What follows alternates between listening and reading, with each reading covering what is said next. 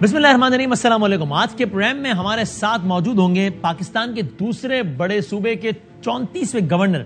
جنہوں نے اب سے کچھ دیر قبل اپنے عہدے کا حلف اٹھایا ہے۔ ایک سرپرائزنگ موو میں سندھ کے گورنر بن گئے ہیں جناب کامران ٹسوئی صاحب۔ یہ وہ خبر ہے، یہ وہ بات ہے جو اب سے کچھ دنوں پہلے تک کسی کے وہم و گمان میں بھی نہیں تھی، اس لیے کہ خود کامران ٹسوئی صاحب کی MQM سے وابستگی کوئی بہت قدیم نہیں ہے، اور اگرچہ وابستگی زیادہ پرانی نہیں ہے، یہ تو ایفیکٹ اپنی جگہ، لیکن یہ وابستگی بھی کوئی بڑی خوشگوار بھی نہیں ہے۔ اس وجہ سے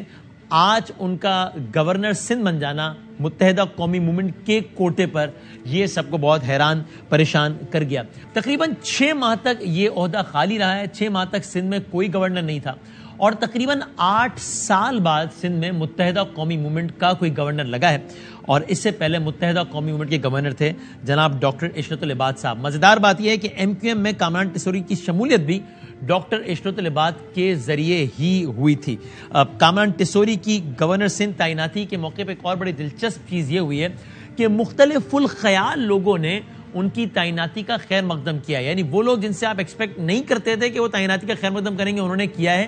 اور ان کی اپنی پارٹی MQM کتنا اس تعیناتی کا خیر مقدم کر رہی ہے، یہ ایک سوال ہے۔ خبریں ہیں کہ اپنی پارٹی میں اس حوالے سے بڑے مسائل ہیں، لیکن ڈاکٹر فاروق ستار صاحب، مصطفیٰ کمال صاحب، یہاں تک کہ پاکستان تحریک انصاف کے فیصل واؤڈا صاحب نے بھی اس فیصلے کو بڑا خوش آئین قرار دیا ہے۔ کامران ٹسوئی اور ان کا خاندان کراچی کی ایک بڑی کاروباری فیملی کے طور پر جانے جاتے ہیں۔ ٹسوئی گولڈ کے نام سے سونے کا ان کا بڑا کاروبار ہے۔ سیاسی سفر کا انہوں نے آغاز کیا PML فنکشنل سے، جس کے ارباب غلام رئیف صاحب سندھ کے وزیر اعلیٰ بھی تھے، اور اس کے اس دوران پیپلز پارٹی کا جب گورنمنٹ تھی تو ان پر بدین اور ٹھٹا میں زمینوں پر قبضے، کراچی میں پولیس مقابلے سمیت دیگر الزامات بھی لگے، مقدمات بھی قائم رہے۔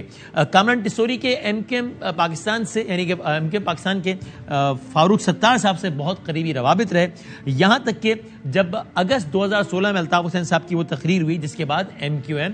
لندن اور MQM پاکستان تقسیم ہو گئی، پھر اس کے بعد 2018 میں، یعنی اس 2016 کے انسیڈنٹ کے بعد کامران ٹسوئی صاحب کی انٹری ہوتی ہے متحدہ قومی موومنٹ میں۔ 2018 فروری میں سینٹ کے الیکشنز آتے ہیں، اور اس میں اس وقت کے جو پارٹی کے سربراہ ہوتے ہیں فاروق ستار صاحب، وہ اس خواہش کا اظہار کرتے ہیں، بلکہ اصرار کرتے ہیں کہ کامران ٹسوئی صاحب کو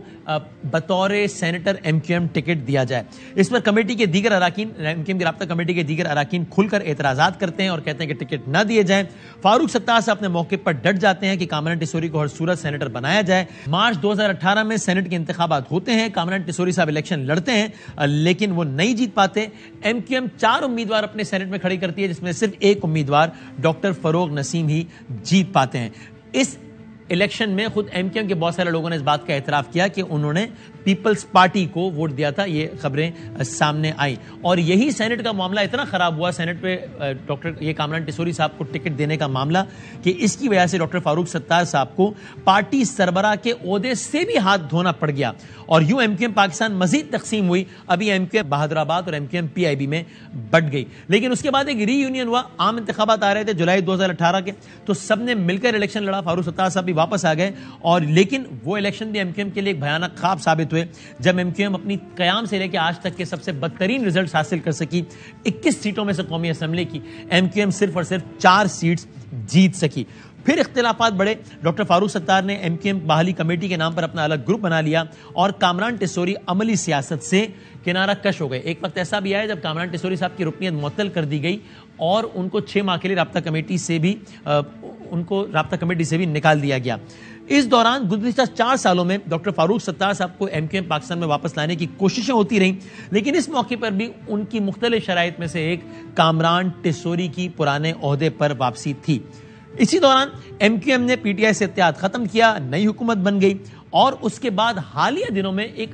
اس خبر کو سب نے حیرانگی کے ساتھ لیا کہ کامران ٹسوئی صاحب، یعنی فاروق ستار صاحب تو اب تک پارٹی سے باہر بیٹھے، لیکن کامران ٹسوئی صاحب MQM میں واپس آ گئے، یہاں تک کہ دیکھتے ہی دیکھتے ان کو MQM پاکستان کا ڈپٹی کنوینر مقرر کر دیا گیا۔ ڈپٹی کنوینر یعنی یہ MQM میں پارٹی کے سربراہ کے بعد، یعنی کہ جو کنوینر ہے خالد مقبول صدیقی صاحب، اس کے بعد یہ سب سے بڑا عہدہ ہے۔ MQM پاکستان نے سندھ میں پیپلز پارٹی کے ساتھ 26 نکاتی معاہدہ کیا تھا، جس میں ایک یہ بھی انڈرسٹینڈنگ تھی کہ گورنر سندھ بنیں گے متحدہ قومی موومنٹ کے، اور اس کے بعد MQM پاکستان نے کچھ نام بھیجے، ان ناموں میں ایک نسرین جلیل صاحبہ، عامر خان صاحب اور دیگر نام تھے۔ MQM پاکستان نے یہ بتایا کہ ابھی ہمارا معاملہ ایوان صدر میں اٹکا ہوا ہے, وہاں سے نام صدر پاکستان منظور نہیں کر رہے, اس لیے کسی کی تعیناتی نہیں ہو رہی بطور گورنر سندھ. اور پھر ایک ان سرپرائزنگ موو یہ معلوم ہوا کہ ایم کیو ایم پاکستان نے اس کے بعد جو 2 نام دیے ہیں, جن میں سے ایک ان کے ایم این اے ایک عبدالوسیم صاحب اور ایک کامران ٹیسوری صاحب, صدر پاکستان نے کامران ٹیسوری صاحب کے نام کی منظوری دے دی ہے اور اب سندھ کے گورنر ہو گئے جناب کامران ٹیسوری صاحب.